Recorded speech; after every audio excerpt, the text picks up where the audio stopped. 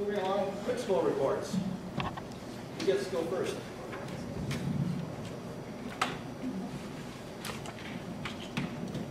Hi, good evening. Trailside would like to welcome back Michelle Weiser on February 2nd.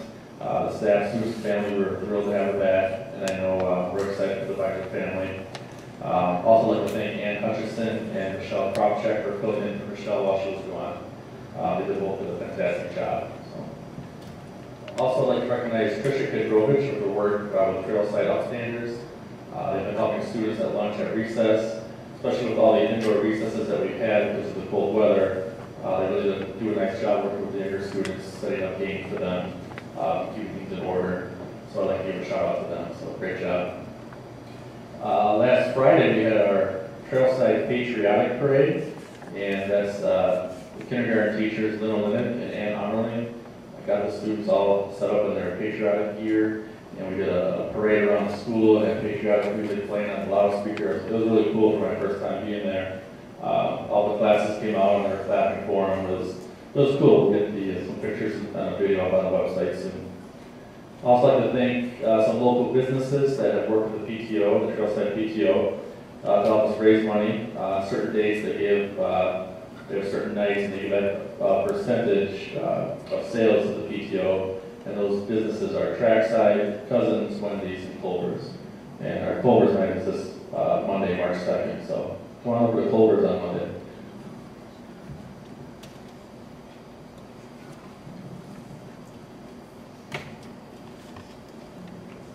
As far as Whitfield, I would like to recognize our third grade teachers for the third grade machine fair. I'm sorry, I had some dental work, so half my mouth was working. The third grade machine fair with Christy Krabs, Lisa Rowenhouse, and Linda Avitas.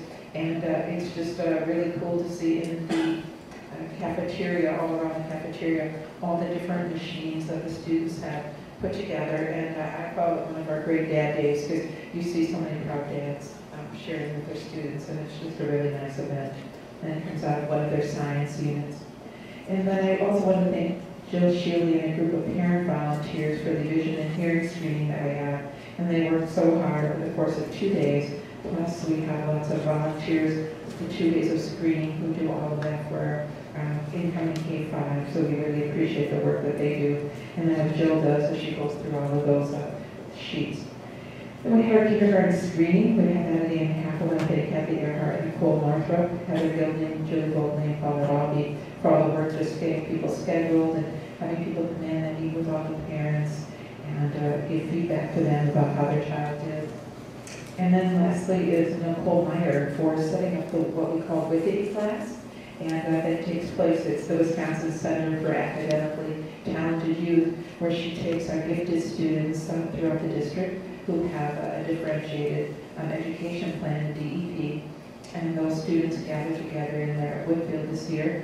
And we also have some students from 2 other school districts who join. And those students are taking they meet the teacher once a month, but then during the rest of the month they have an online course for language arts, reading English and language arts that they're taking, and they submit the work to the professor that's working with them. So it's very challenging work, very good work, and Nicole's been working at putting them together and working with her students.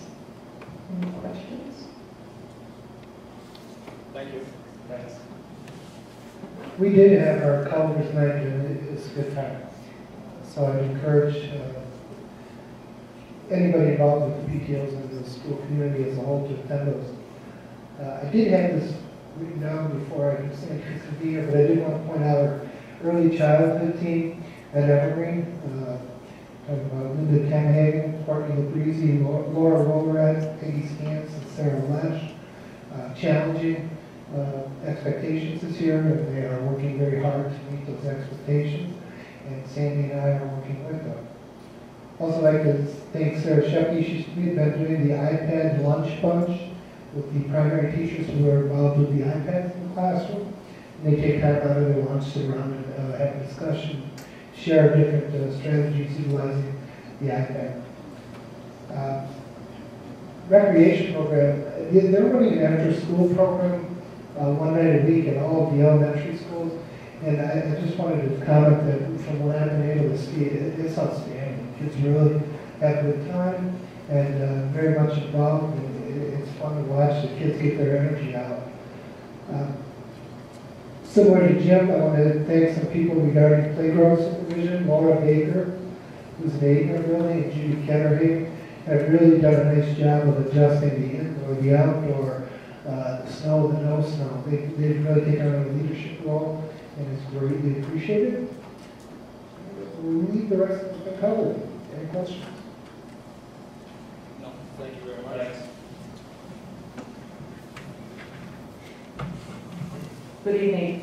Just a couple things before I recognize some people. We've got girls basketball just started, first game tonight. In fact, I failed to say Aubrey made a three-pointer. She wanted to make that.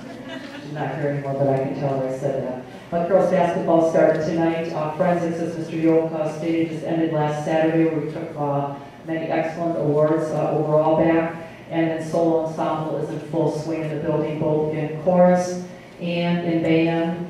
We're talking 60 plus students in each of the areas. I mean, it's just, we got kids all over the building after school, so that's going on for after school, just so we're aware of those things. A couple of people I want to recognize tonight. Thank you for the band leadership team under the direction of Mrs. Nelson. For Heart Week and for Michelle Wilkie, which is a sub in our building that passed away. She organized some heart activities, and we sold some little heart candies to the kids. $674.06 was given up to the high school. Well, it was given to the Wilkie family, and it's going to be in conjunction with the high school with the music program, and some things are going to be available for down the road. We're putting some plans together, but so kudos to Mrs. Nelson and the band leadership team for putting that together. Want to say thank you to Mrs. Sigmason. She's a school counselor. Tomorrow will be our final visit to Trailside. We've been to each for our 6th grade transitions. Did Evergreen last week, Woodfield the week before, Trailside tomorrow, and Sarah just does a horrendous amount of work. And as we collect data on all the incoming kids and different things, she sits with me, so it's a fun time. I love meeting all the kids. It's just a riot. But I have to give Sarah a lot of credit. She gets me highly organized to go, so. Thank you, Mrs. Kulo. A week ago, she took, I think, just about more than half of our building to the MSO for Milwaukee Symphony Orchestra. Lots of parents went along, positive feedback. Once again, our kids were the most behaved. I mean, all the girls were dressed up. It was just so cool to see everybody. But 3-4 buses down to Marcus for Milwaukee Symphony, and the kids just really enjoyed it. Want to say thank you to Mrs. Dietz. She's my reading teacher in the building, and she is just really on fire this year with what she's orchestrating with the faculty, the way she's working our faculty meetings that she helps me put together, she leads, and I'm just really excited to see the result at the end of the year, because I just think we're working so hard with Erin helping us, and I'm really excited to see what's going to happen with our state report card. And finally, just to let you know, we had about a third of parents in our building last week for Parents' Day. 42 adults stayed for lunch, which was outstanding. I've never had that many adults stay. Tahar just really stepped out. Not that they did anything different, but just the selections they have this year are lots of parents said, oh my gosh, did they just make this for us today? And we said, no, this is how we serve the kids every day. She did a bread bowl, soup bowls. They could have, I think it was vegetable soup or potato soup in the vegetable bowl, in the bread bowl. And the parents, it was just great feedback for Tahar. And then once again, the parents in the building, it's just really exciting as they spend 1 hour, half a day, or all day with their children going through their schedule, and lots of positive results going on that. So I think that's it for the evening, and I want to recognize. Any questions for me? I've just got one. Maybe it's not necessarily you, but thanks for your input. I'm curious on the band, not necessarily pertaining to band, but as the orchestra also participating in the solo ensemble. When I was saying that, Dan, I don't know if they have someone or not, so that's why I didn't say that. I do know there is one student in the orchestra program, and she is actively involved in Guanago with some orchestra pieces after school, so she's doing a continuation that way. Right. I don't think we have anybody with solo ensemble, but I do know that the one lady is hooked up with a group in Guanago, and she's getting that extra piece too, so. Okay. All right, thank you. Thank you very much. Moving along next, it's not on the agenda, but I thought Dawn could give us a little general report on the convention that she attended last month. Sure. I attended one day of the school board convention in Milwaukee, and I was able to attend a keynote speaker and 2 general sessions, one on gifted education and the other one on school safety. And then in the afternoon, I attended the delegate assembly with representatives from all the other school boards where we voted on many different policies and concerns that were brought to us from the Wisconsin School Board Association. Thank you. Any questions from any other board members? Any further report? Next, we go to committee reports. First would be transportation. Transportation meeting was called to order at 6:23 on February 9th. They discussed the 4K program transportation. Rob Nelson from Delsman Transportation discussed route configurations for the 4K program. He also discussed procedures for children being dropped off at home at midday. Mrs. Hoppe asked the committee what their thoughts were on the walk zone 4K and how they felt about door-to-door service. Dawn asked about the impact of low registration at today's child. Mrs. Hoppe knows that another registration day was scheduled and would have a better idea after that date. Dan asked if a parent transportation contract could be used for a student living in an area where no other students live. Chris noted that we could offer one, however, parents would not have to agree to it. Mr. Huffman asked Mr. Nelson what other districts typically do for 4K walk zones. Mr. Nelson noted that most districts adhere to the walk zones. Mrs. Hoppe would like transportation decisions made prior to the 4K screening so they can be presented to the parents at that time. The committee agreed to a 0.3-mile walk zone, which was approved at the previous meeting.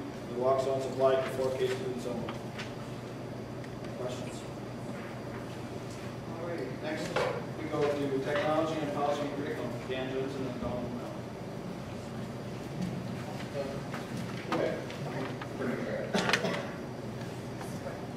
We called the meeting to order at 6:41.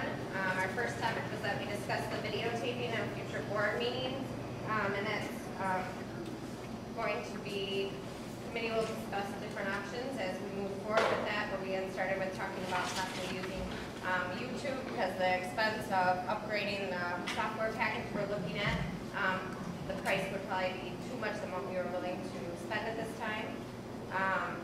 We discussed the software package of board books and board docs, and that's coming up for a vote later. There was a 4K program discussion.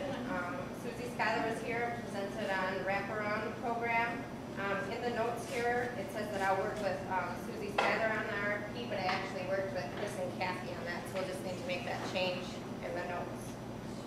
And an RFP was created for the outside agencies if they would like to look at doing the wraparound care for our 4K students. Mr. Yoke shared that he was posting 2 4K positions internally last week. Title I preschool update was given. Jen Blue was here and talked about the preschool testing results in comparison to the previous testing from last year and the growth of our students that were in the program last year and also the current growth of our students we have now. We have an update from the Human Growth and Development Committee, which will be coming up for a vote later today. We discussed having shaken baby syndrome information shared with 6th graders, and then moving, I believe there's 7 requirements that have to occur in the same year for instruction-wise about human growth and development, and we talked about having that occur during the 7th grade year. Then we had policy reviews regarding the policies that were mentioned previously of the first readings. And then PTO came up as an agenda item, and we talked about having a PTO board policy established.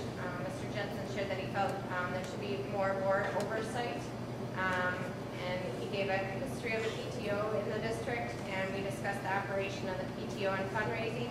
And then Mr. Yoke is going to look into board responsibilities regarding overseeing PTOs.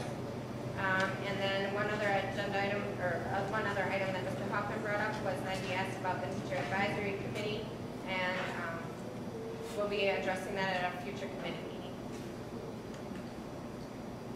Any questions, comments? Okay, then we'll move along to personnel and finance. Dan. All right, call the meeting to order right after the previous one. We started at 8:32. Dawn went over the check ledger. Everything seemed okay. I asked if there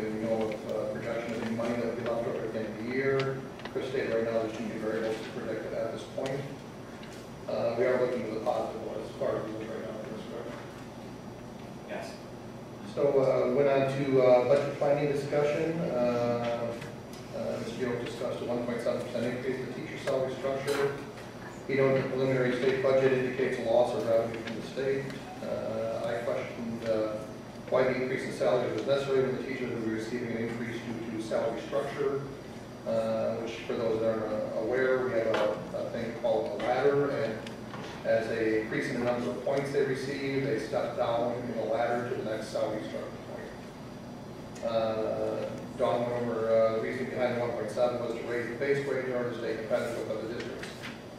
I felt this would be difficult to sustain with budget cuts. Let's see here.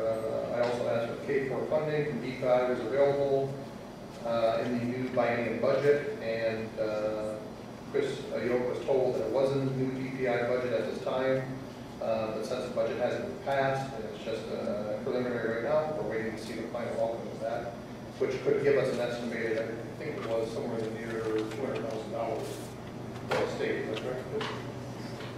It's in the high 100s, not mistaken, for that pre-funding. It was a chunk of money. Yeah. But nonetheless, it was a pretty high number for the district, and we can't lose sight of that. So if it becomes an issue in the state budget, I believe we need to have our legislators keep on top of that. Other than that, I discussed creating a list of items and timelines that a new superintendent should be aware of. And we adjourned at 8:45. Any discussion? Questions? Thank you very much. Moving along next.